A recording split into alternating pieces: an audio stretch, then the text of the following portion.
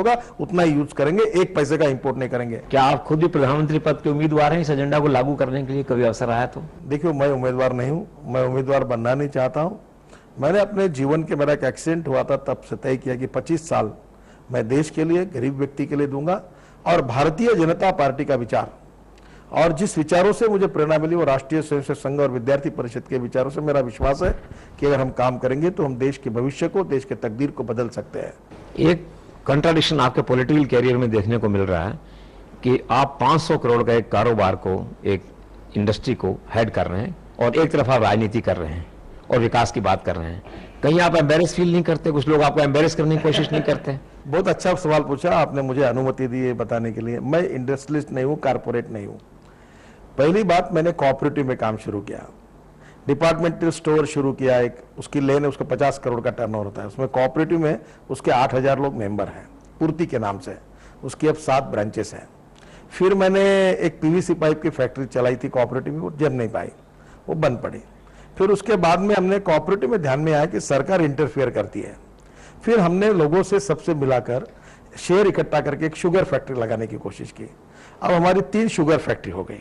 तो बगास से हम पावर तैयार करते हैं। मेरा शेयर 1 लाख रुपए का है और 90 करोड़ रुपए इक्विटी 20,000 लोगों की है। उसमें से 19,000 लोग फार्मर्स हैं और 1,000 लोग जो है जिनके 5 लाख, 10 लाख, 50 लाख करोड़ ऐसे भी शेयर है, उनको डिविडेंड मिलता है। ये पब्लिक लिमिटेड कंपनी है, मैं कोई मालिक नहीं हूं। उसके 150 डायरेक्टर है मेरे ग्रुप में और सब मिलकर काम करते हैं। और 5,000 लोगों को मैंने रोजगार दिया है और आज 2.5 लाख लोगों की गरीबी दूर करने का श्रेय है। 1 एकड़ गन्ना लगता है, हमारे अभी 1.5 लाख रुपए एकड़ में उत्पन्न हो रहा है। हम वहां की स्थिति बदल रहे हैं और मैंने 1400-1500 हार्ट के ऑपरेशंस किए। तो ये सब जो ये क्या पब्लिक लिमिटेड का जो मॉडल इसलिए तैयार किया कि कोऑपरेटिव में इंटरफेरेंस होता था, ये जैसे एनजीओ जैसा काम है। अभी सोलर एनर्जी में काम किया। 2 ऐसे गांव है जो 6 मील दूर रास्ते, उनको रोड भी नहीं है, और 24 तारीख को उसका उद्घाटन हुआ। पूरे गांव को हमने सोलर लाइट से तैयार किया। अब मैं इन सब के पीछे, मैं शहरों में धंधा करता नहीं, बिजनेस करता नहीं, गांव में, शहर में कोई काम कर, केवल रूरल और एग्रीकल्चर सेक्टर में विकास का काम करता हूं। अब मैंने ये तय किया कि जब लोगों को मदद करनी है, अभी 4000 एकड़ हमारे यहाँ ड्रिप इरिगेशन हुआ, मैंने गारंटी ली। अब मैं कुएं खोलना रहा हूं, अब जल संवर्धन का काम कर रहा हूं, पेड़ लगाने का काम कर रहा हूं। जो प्रॉफिट मिलता है वो पब्लिक के इंटरेस्ट के लिए खर्चा होता है। एक चीज बताएं कि शरद पवार की शुगर इंडस्ट्री और कांग्रेस लीडर्स का उनमें इन्वॉल्वमेंट दूसरों का और आपका इस इंडस्ट्री को चलाना, दोनों में क्या क्वालिटेटिव डिफरेंस क्या है? ये आरोप नहीं लगा इस तरह का भी आज तक। देखो, आप एक बात बताओ, ये दिल्ली, उत्तर प्रदेश, हरियाणा, पंजाब के सब लोगों ने एक बार, महाराष्ट्र और गुजरात में जो लोगों ने प्रकल्प खड़े किए कोऑपरेटिव में, चाहे वो शरद पवार के रहे, कांग्रेस के रहे और किसी के रहे, इनका अध्ययन करना चाहिए। क्या हुआ, आपने ये सब देखा ही नहीं है ना, तो आप कल्पना ही नहीं कर सकते। आप जब देखेंगे कि इससे सामाजिक आर्थिक परिवर्तन कैसा हुआ है।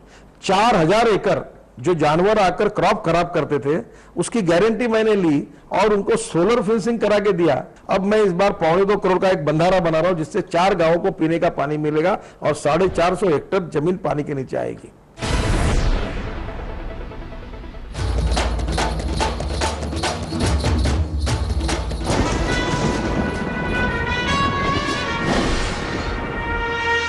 ग्रुप ऑफ कंपनीज की तरफ से थाने एक सुरक्षित भविष्य, एक ऐसा बंधन जो कदे न टूटे।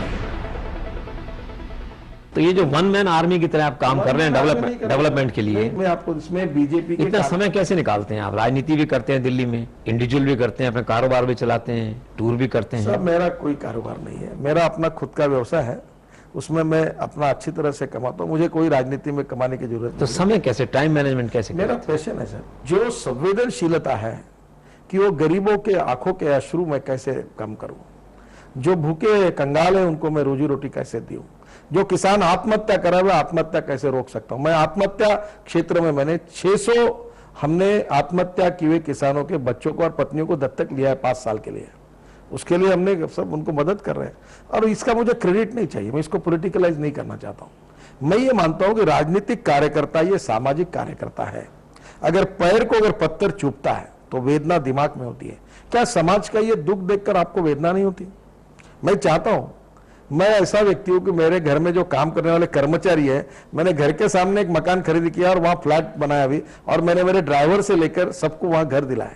मैं साहब, मेरे हाथ से मेरा टारगेट है क्या फ्री में ड्राइवर्स वगैरह को? हाँ, मैंने दिए उनको। मैंने आपको ताजो, अब नागपुर, आप सबसे पहली बात करिए, ये दिल्ली की पत्रकार मुझे कारपोरेटर उद्योगपति मानते हैं, इसका मुझे दुख होता है।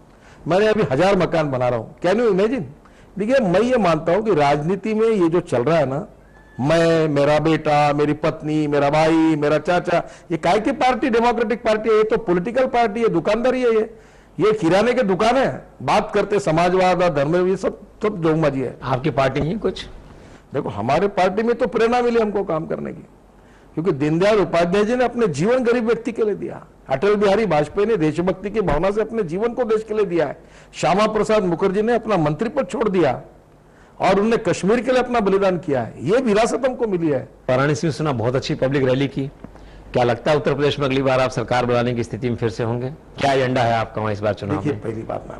पहली बात तो ऐसी है कि बिहार के चुनाव के बाद उत्तर प्रदेश का चित्र बदल गया है और देश में जो भ्रष्टाचार, महंगाई, बेरोजगारी, कालाधन, इससे कांग्रेस पार्टी बहुत डबल डिजिट में भी नहीं जाएगी, इससे हालत खराब है। लोग मायावती जी की सरकार पर नाराज है और मुलायम सिंह से फिर नहीं आना चाहते।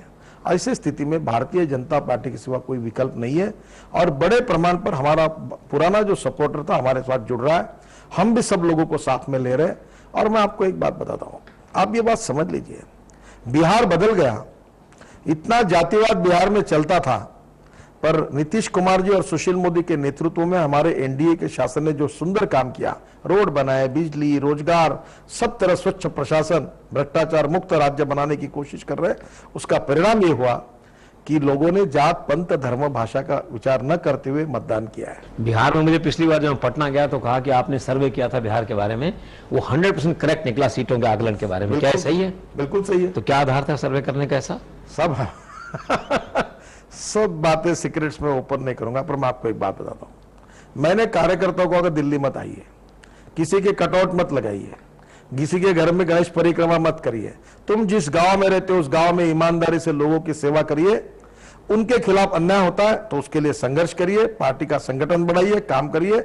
हम जान लेंगे कि कौन काम का है, जनता किसके साथ है, उसको टिकट मिलेगा।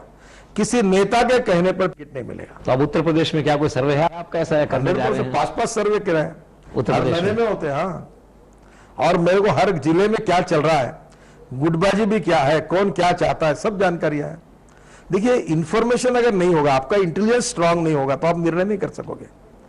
देखिए, जो भी है, झारखंड में अर्जुन मुंडा आज मुख्यमंत्री बने, अच्छा काम कर रहे हैं, भ्रष्टाचार मुक्त शासन दे रहे हैं, विकास की ओर झारखंड को लेके जा रहे हैं। रमन सिंह और शिवराज सिंह भी अच्छा काम कर रहे हैं 100%। पर आपको मैं बताऊं, जिस प्रकार से नरेंद्र मोदी जी का नाम विकास के लिए होगा, आज शिवराज जी का नाम है, रमन सिंह जी का है, उसी प्रकार से अर्जुन मुंडा का भी नाम उसी प्रकार से देश में लिया जाएगा। इतना अच्छा काम वहां वो कर रहे हैं। बड़ा साहसिक निर्णय था आपका उस समय। देखिए, मैं एक बात बताता हूं आपको, मैं बोनाफाइड मिस्टेक कर सकता हूं, मैलाफाइड नहीं कर सकता। मेरी पूरी नियत पार्टी, संगठन और विचारधारा से कमिटमेंट है।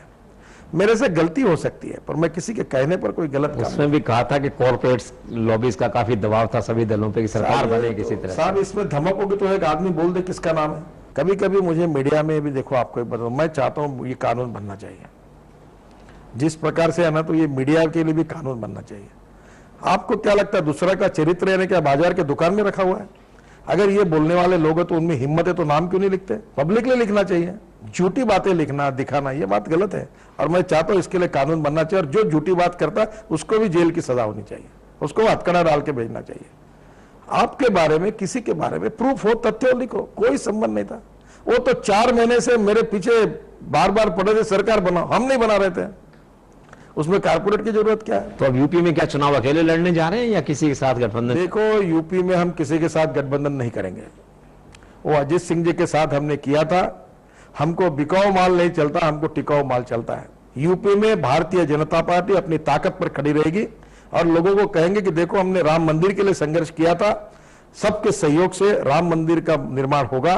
और हाईकोर्ट के निर्णय के बाद एक बात की हमको सफलता मिली है कि राम मंदिर का अस्तित्व मान्य हुआ है।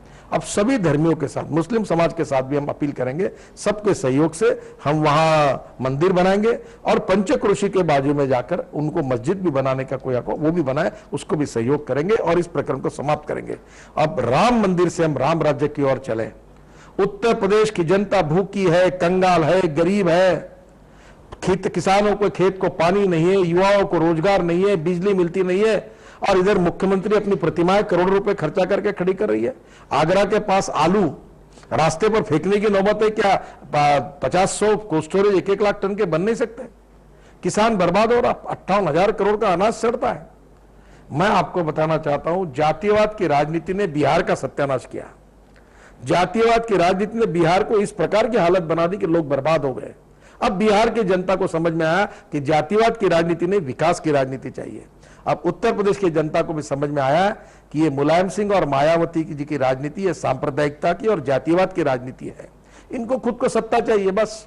हिंदू का भी विकास होगा, मुसलमान का विकास होगा, दलितों का विकास होगा, सबको विकास के लिए समान अधिकार मिलेंगे, 24 घंटे बिजली रहेगी, हर खेत को पानी मिलेगा, और नए नए उद्योग आएंगे, युवाओं के हाथों को, करोड़ों युवकों को रोजगार मिलेगा, पर कैपिटा इनकम, जीडीपी बढ़ेगा, एग्रीकल्चर ग्रोथ रेट बढ़ेगा, और उत्तर प्रदेश को हम हिंदुस्तान के विकसनशील राज्यों में एक शक्तिशाली राष्ट्र उत्तर प्रदेश के साथ उत्तराखंड में अगले साल चुनाव होने वाले हैं, वहां भी नौजवान मुख्यमंत्री आपके काफी शायद अच्छा काम कर रहे हैं। क्या चुनाव उन्हीं के नेतृत्व में लड़ा जाएगा? नहीं, देखिए, भारतीय जनता पार्टी का जहां जहां शासन है वहां वहां अच्छा कार्य करके सुशासन और विकास के द्वारा हम लोग बदलना चाहते हैं। देखो, मैं आपको एक बात बता दूं, केवल भाजपा का नहीं, मैं जब उत्तराखंड गया था तो मैंने कहा छत्तीसगढ़ की पीडीएस सिस्टम तुम्हारे यहाँ लाइए।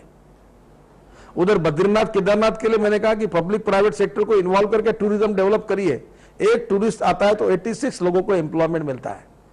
हम सबके सहयोग से एग्रीकल्चर ग्रोथ रेट बढ़ाए, जीडीपी बढ़ाए, अच्छी स्वास्थ्य की सुविधाएं दे, अच्छी स्कूल बनाए, लोगों को अच्छे रोड बनाए, विकास के लिए इंडस्ट्री लाए, हैंडलूम हैंडीक्राफ्ट का विकास करें, हमारी परंपरा से जो कला है उसको विकसित करें।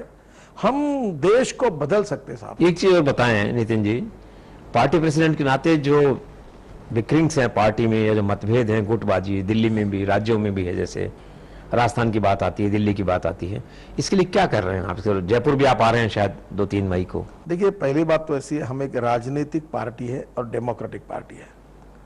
यहाँ ऐसा नहीं है कि भाई डर के कारण सब चुप बैठे, एक मालकिन बैठी है और दूसरा राजा बैठा है, राजकुमार, और बाकी सब लोग गुलाम जैसे, चोर नौकर जैसे बैठे, ऐसा तो नहीं है। ये पार्टी डेमोक्रेटिक पार्टी है। मुझे कोई भी सवाल पूछता है, मिलता है, 10 लोग मिलकर विचार विनिमय होता है, इसके कुछ फायदे कुछ नुकसान भी है। कहीं कहीं थोड़े बहुत हमारी भी कमियां हैं, पर ये कमियां हम दूर करेंगे। जो पार्टी लाइन लेकर काम करेगा, सिद्धांत के लिए काम करेगा, वो नेता बनेगा। जो खुद की स्वार्थ के लिए, खुद की इमेज के लिए और पैसा कमाने के हिसाब से राजनीति करने की बात करेगा, उसको बीजेपी में कोई जगह नहीं है। कुछ कमियां हैं पर झगड़े नहीं है। बाय एट लार्ज हम एक डेमोक्रेटिक पार्टी है, हमारी एक विरासत है, हमारी एक विचारधारा है, और देशभक्ति और राष्ट्रभक्ति हमारी प्रेरणा है राष्ट्रवाद को लेकर। और हम लोग चाहते हैं कि हम मिलकर सुदृढ़ संगठन बनाएं, शक्तिशाली बनाएं, और डिसिप्लिन में हम जिस उद्दिष्ट को लेकर, मिशन को लेकर जा रहे हैं, उसके लिए हम काम करें। तो जयपुर में क्या एजेंडा आपके आने का? अब तो मैं जयपुर में आऊंगा।